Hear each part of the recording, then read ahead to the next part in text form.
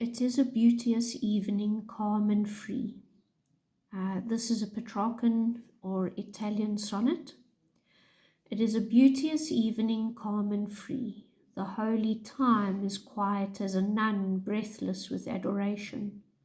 The broad sun is sinking down in its tranquility. The gentleness of heaven is on the sea. Listen, the mighty being is awake, and doth with his eternal motion make a sound like thunder, everlastingly.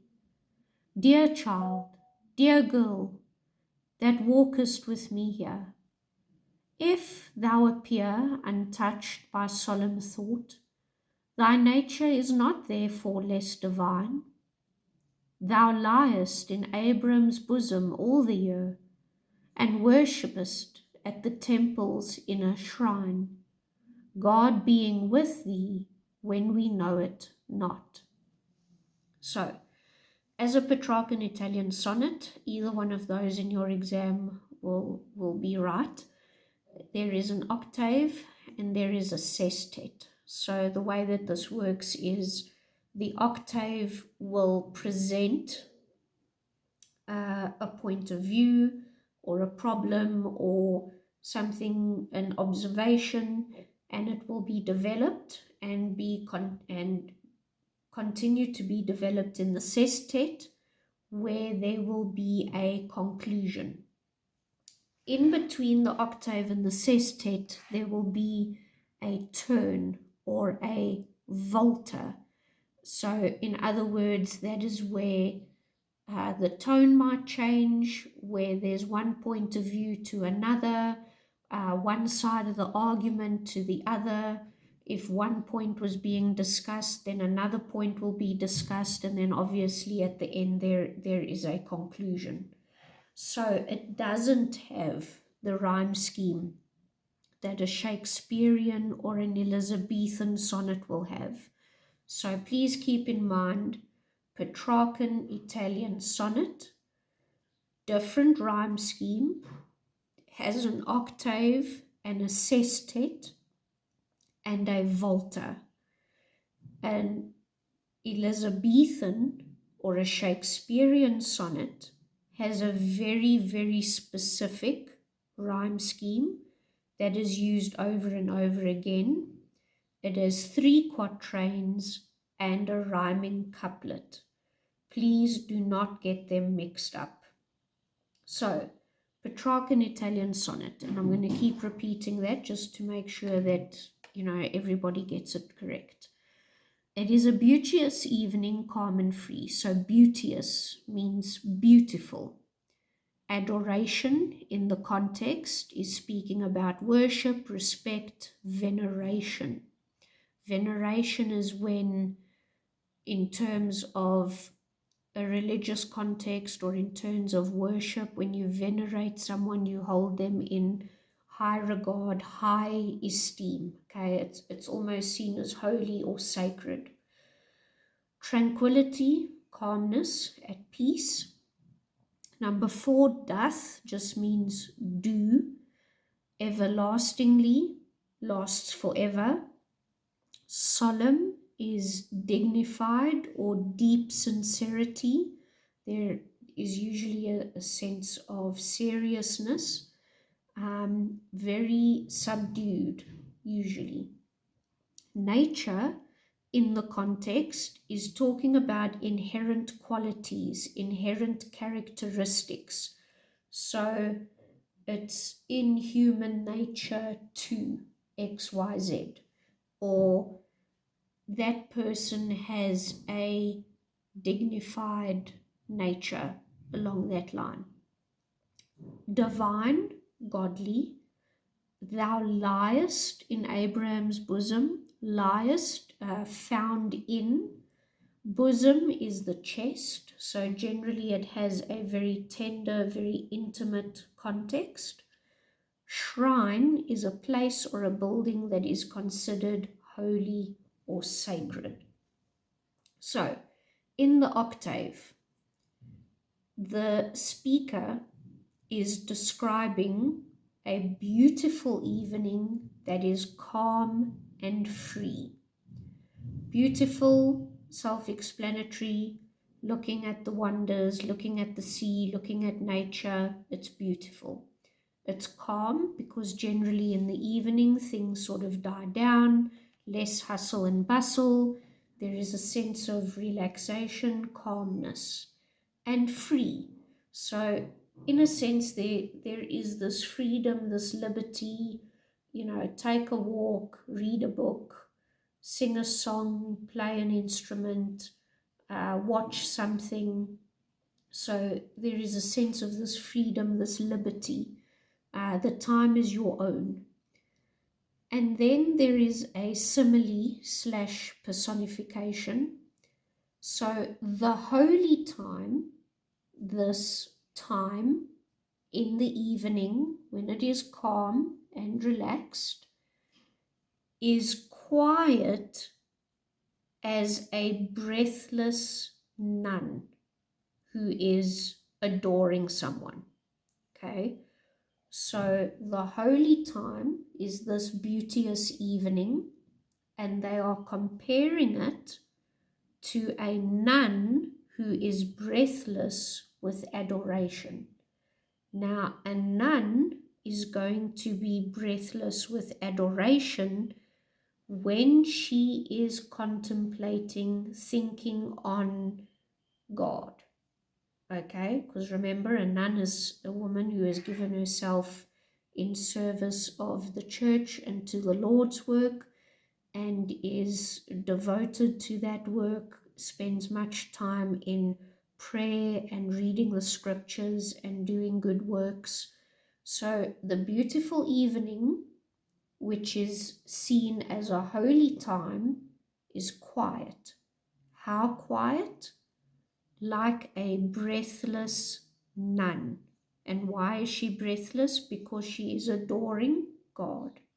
Okay?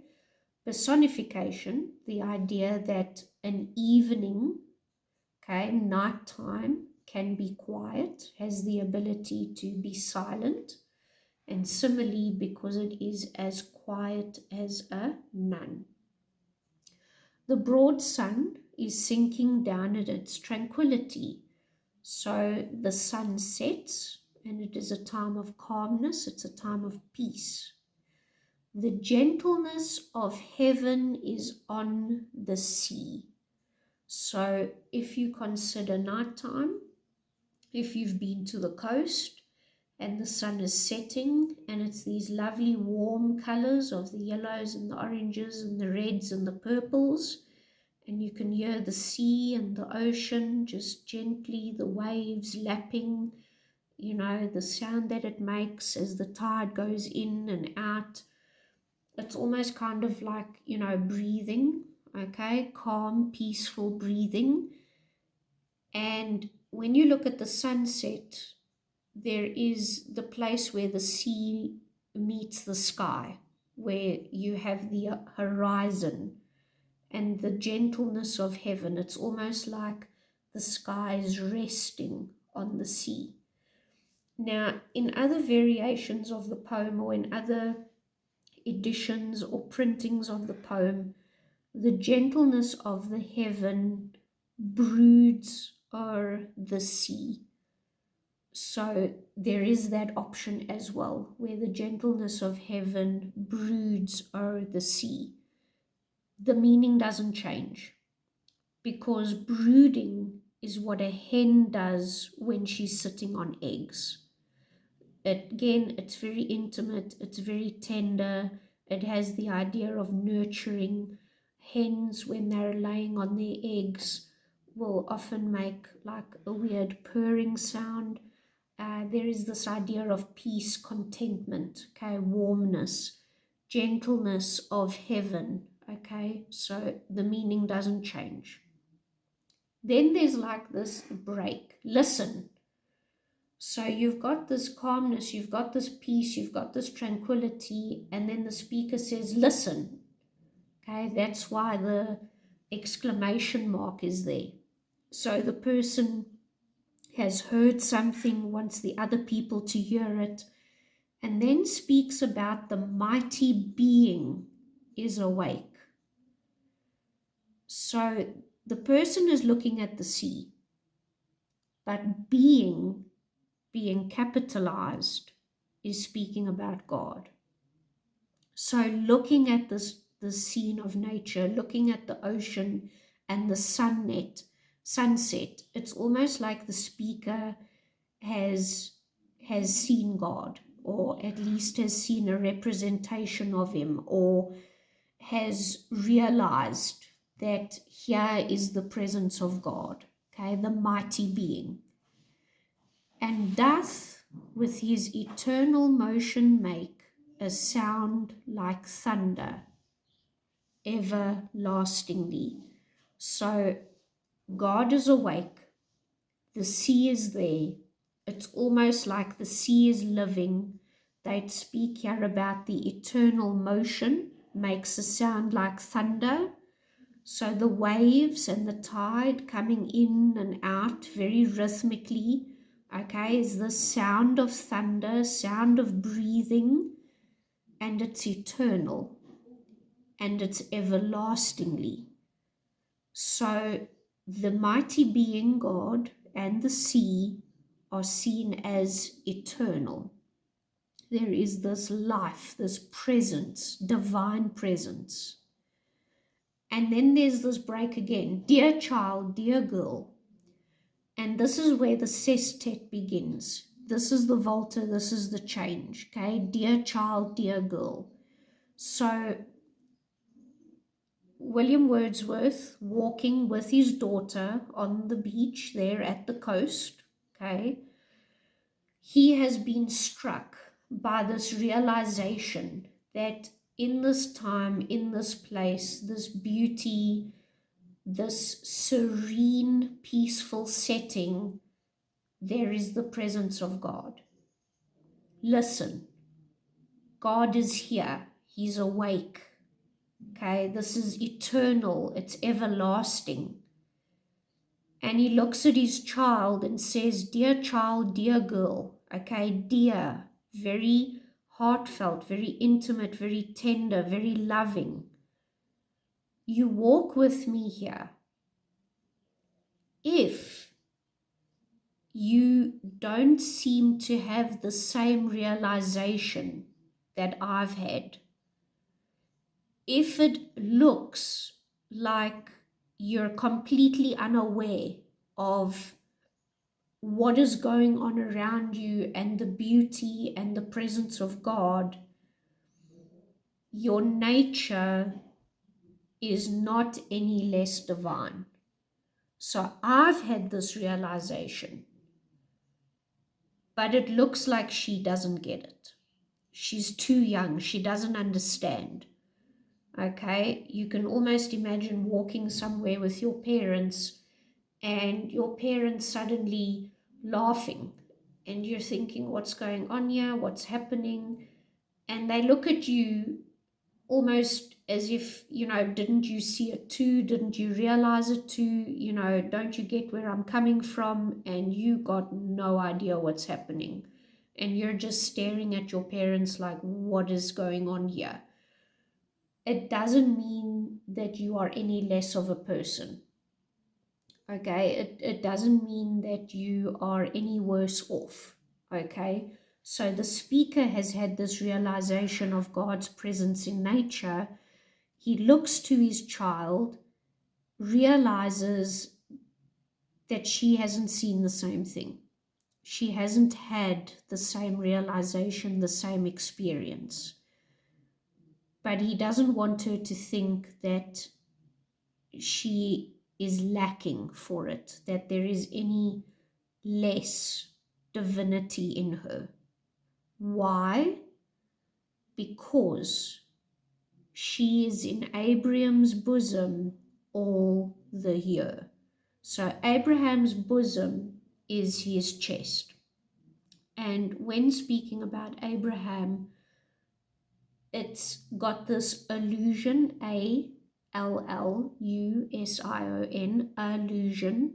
Okay, it's a biblical reference because Abraham was the father of all the nations. So he was to have many, many, many, many, many, many, many descendants.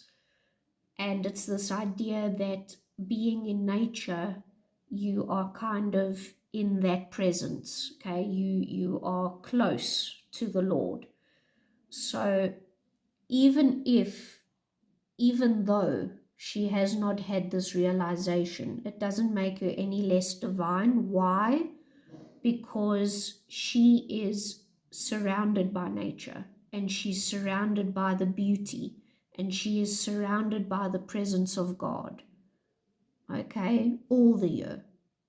So just her being here and experiencing this evening means that she is close to God. Okay, worship at the temple's inner shrine. So this temple is referring to nature. Okay, she's still close to God. She's still here. She's still, in a sense, worshiping. God is with thee when we know it not. So God is with us whether or not we realize it. That is what the poet is saying to his daughter. Okay, so you might not have the same realization that I do. You might not make the connection, but you're here and you're enjoying nature. And so you are continually in the presence of the Lord. God is everywhere, okay, at all times. So this omniscience, this omnipresence, and being in nature makes you closer to God. It seems to have this idea that God is all around, but when you're in nature, you feel that much closer. Okay, so the alliteration, motion make, so it's a m sound, it's nasal, it's a soft sound, has the connotation of nurture, mother, so it's very soft. So the repetition of the m is a very soft, very rhythmic, almost like breathing. Then you've got simile, a sound like thunder, so the sound of the waves and the tide is like thunder. And the dash in between thunder and everlastingly is a pause for emphasis. So how long will this continue for? Forever. It's everlasting. Okay, and again it just emphasizes again the word eternal that is made in the line before it.